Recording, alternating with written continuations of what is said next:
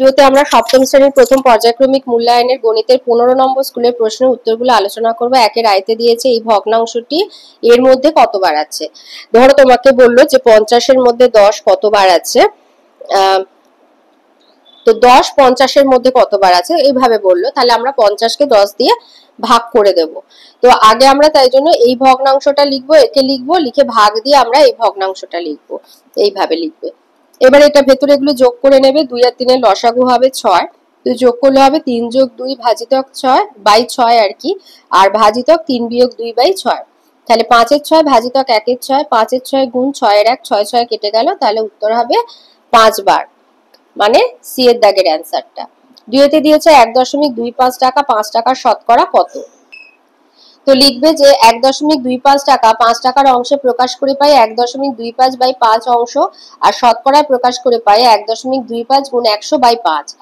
এবার 1.25 এটাও একটা দশমিক সংখ্যা, একে যদি সামান্য ভগ্নাংশে লিখি তাহলে 125-এর 100, তাই 125 গুণ 100 বাই 5 গুণ 100, 100 100 কেটে গেল, আর 125-কে 5 দিয়ে কাটলে হয় 25, তার মানে 25%।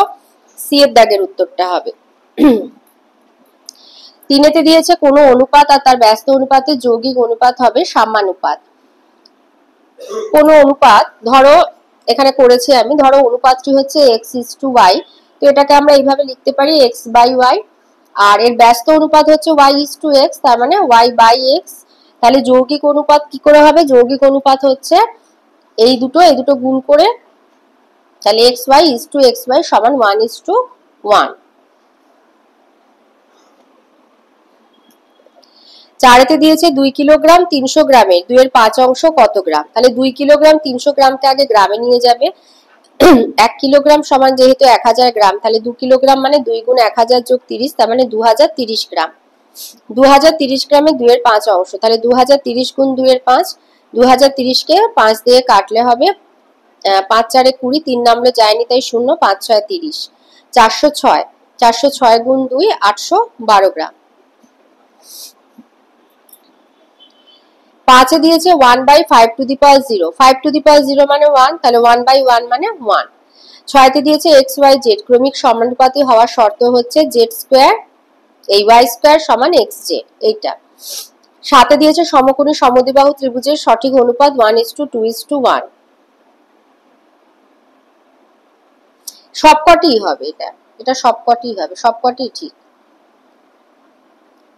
8-এ বলেছে প্রদত্ত কোন বক্তব্যটি সঠিক নয়, পূর্ণ সংখ্যার বিয়োগ বিনিময় নিয়ম মেনে চলে, এটা সঠিক নয়। 2 এর আয়তে দিয়েছে 4 অঙ্কের কোন বৃহত্তম সংখ্যা 12 18 30 দ্বারা বিভাজ্য। তাহলে 12 18 30 এর লসাগু বের করবে 180। এবার 4 অঙ্কের বৃহত্তম সংখ্যা মানে আমরা জানি 9999, 180 দিয়ে ভাগ করলে ভাগশেষ থাকবে 99। তাহলে 4 অঙ্কের নির্ণয় বৃহত্তম সংখ্যা হবে 9999 থেকে 99 মাইনাস করবে, মানে 9900।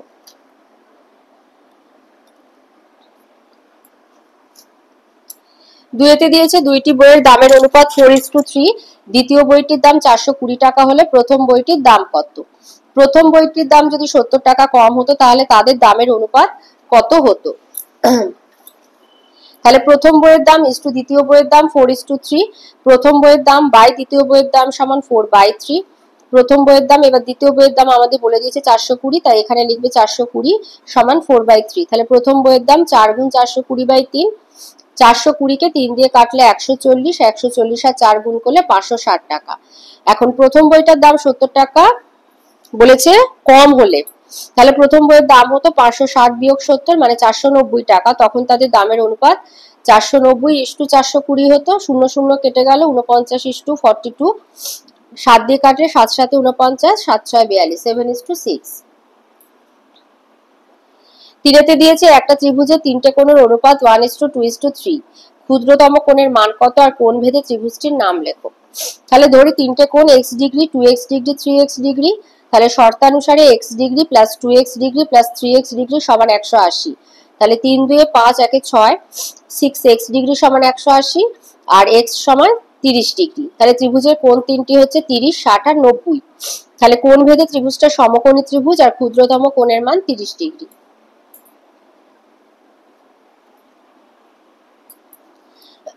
4-এ দিয়েছে তিনটি ক্রমিক সমানুপাতি সংখ্যার প্রথম আর দ্বিতীয়, প্রথম পদ নয় দ্বিতীয় পদ 6 হলে তৃতীয় পদ কত? তাহলে ক্রমিক সমানুপাতি হওয়ার শর্ত হচ্ছে দ্বিতীয় পদের স্কোয়ার সমান প্রথম গুণ তৃতীয় পদ। তাহলে এইভাবে লিখে নেবে, দ্বিতীয় পদের স্কোয়ার সমান প্রথম পদ গুণ তৃতীয় পদ, অতএব তৃতীয় পদ সমান দ্বিতীয় পদের স্কোয়ার বাই প্রথম পদ। তাহলে 6 স্কোয়ার বাই 9, 6 স্কোয়ার মানে 36, 36 বাই 9 মানে 4, 4 9 36।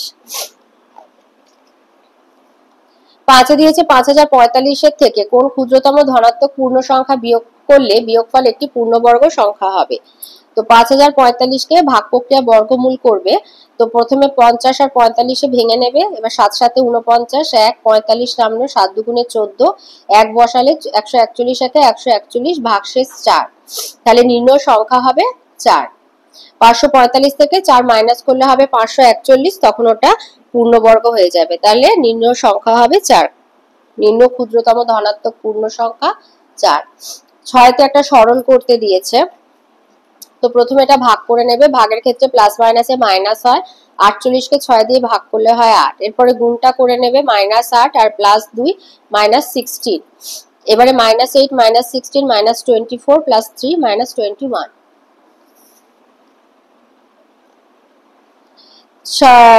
সাথে বলেছে জল মিশ্রিত 240 সিসি গ্লিসারিনে জল আর গ্লিসারিনের আয়তনের অনুপাত 1/3:1। এতে আরো 60 সিসি জল মেশালে জল আর গ্লিসারিনের আয়তন অনুপাত কত হবে?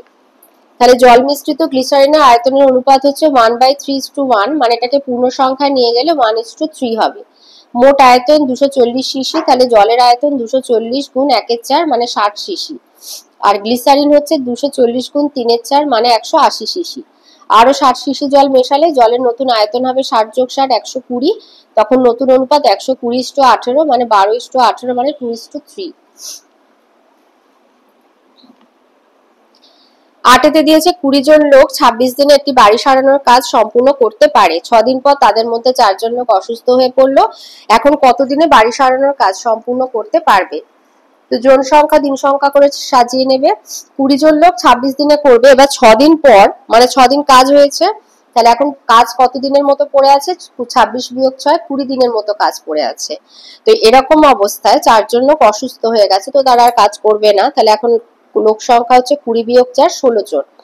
তাহলে জন সংখ্যা দিন সংখ্যা ব্যস্ত সম্পর্ক সমানুপাতের আকারে সাজালে 20:16 সমানুপাত x:20। তাহলে x সমান 20 গুণ 20/16, 4 দিয়ে কাটছি, 4 5 20, 4 4 16, আর 20 কে 4 দিয়ে কাটলে 5 5 5 25। তাহলে এখন 25 দিনে তারা বাড়ি সারানোর কাজ সম্পূর্ণ করতে পারবে।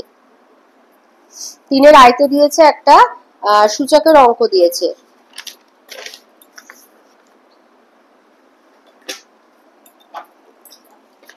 আচ্ছা এখানে দেখো 3 স্কোয়ার, স্কোয়ারের মাথায় আবার কিউব আছে, তার মানে 2 টু দি পাওয়ার কিউব, তার মানে এটা হবে 2 এর কিউব মানে 8। তাহলে এটা হবে 3 to the power 8 plus 3 to the power -6, আর এখানে 3 স্কোয়ার প্লাস 3। এবার গুণের ক্ষেত্রে সূচকগুলো যোগ হয়, কিন্তু যেহেতু একটা প্লাস একটা মাইনাস, তাই আমরা একটা বিয়োগ করব। তাহলে হবে 3 স্কোয়ার বাই 3 স্কোয়ার মানে 1, 1 প্লাস 3 সমান 4। 2 বলেছে এর সঙ্গে কত যোগ করলে এই সংখ্যামালাটা পাবো। তার মানে বোঝো এই বলেছে এর সাথে কত যোগ করলে এই সংখ্যামালাটা, মানে এটা যোগফল, এটা একটা সংখ্যা। তাহলে যোগফল আর সংখ্যা বলে দিলে যোগফল থেকে সংখ্যা বিয়োগ করলে তবে আমরা অপর সংখ্যা পাই। তাই এই সংখ্যামালাটাকে আগে লিখবে, বিয়োগ দিয়ে এই সংখ্যামালাটা লিখবে, এইভাবে সাজিয়ে নেবে। এবার এর কোনো চিহ্ন পাল্টাবে না এই সংখ্যামালার, এবার বিয়োগ আছে তাই এর প্রত্যেকটা চিহ্ন পাল্টে যাবে। এটা যেমন মাইনাস হয়ে গেছে, এটা প্লাস ছিল মাইনাস হয়েছে, এটাও প্লাস ছিল মাইনাস হয়েছে।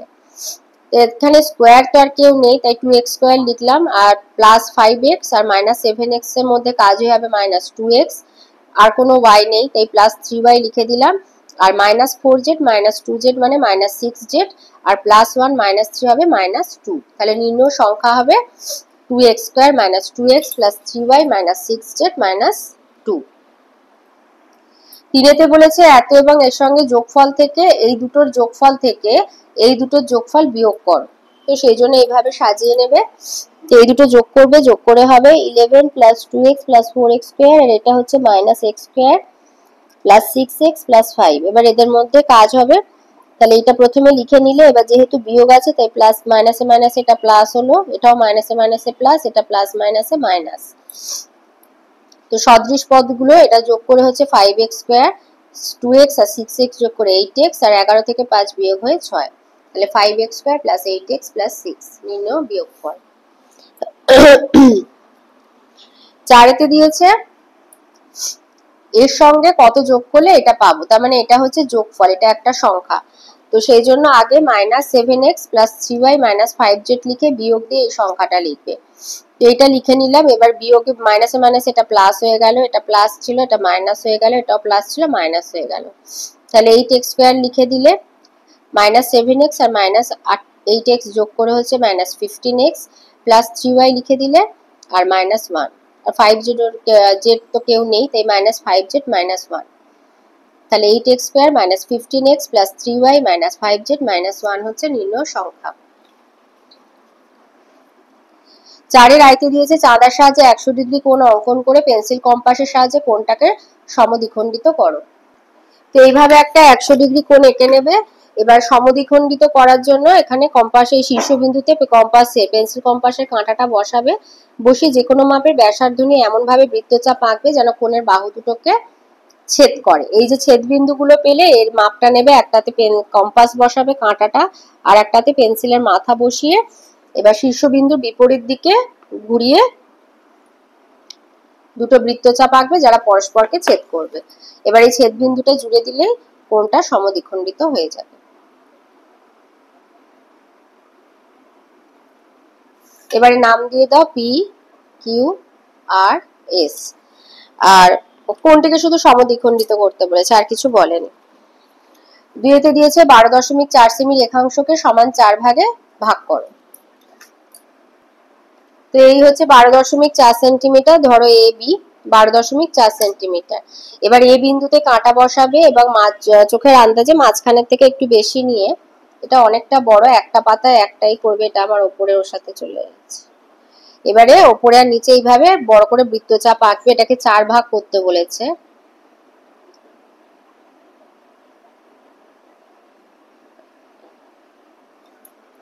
এই 2 ভাগ করলাম।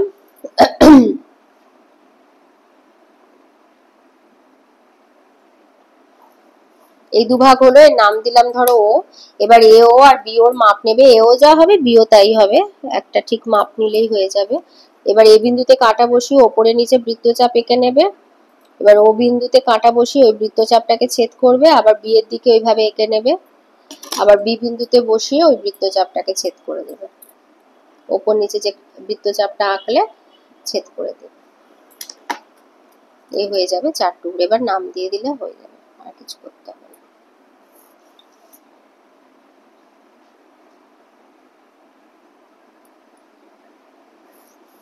এবারে নাম দিয়ে দিলে ধরো সি আর ডি, এই সমান 4 ভাগে ভাগ হয়ে গেল।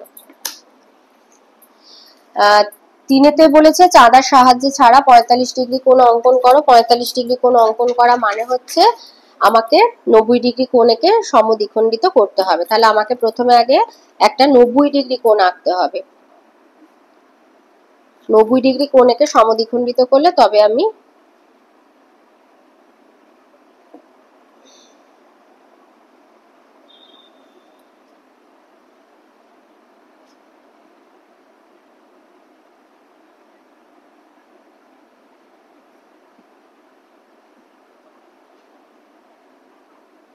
এই হলো আমার 90 ডিগ্রি কোণ, এটা জুড়ে দিলে 90 ডিগ্রি হয়ে যাবে। এবার এইখান থেকে এই মাপটা নেব। এবার যেহেতু আমাদের শুধু 45 বলেছে, শুধু ওইটার নাম দিলেও হবে, 90 ডিগ্রিটা দেখানোর দরকার নেই।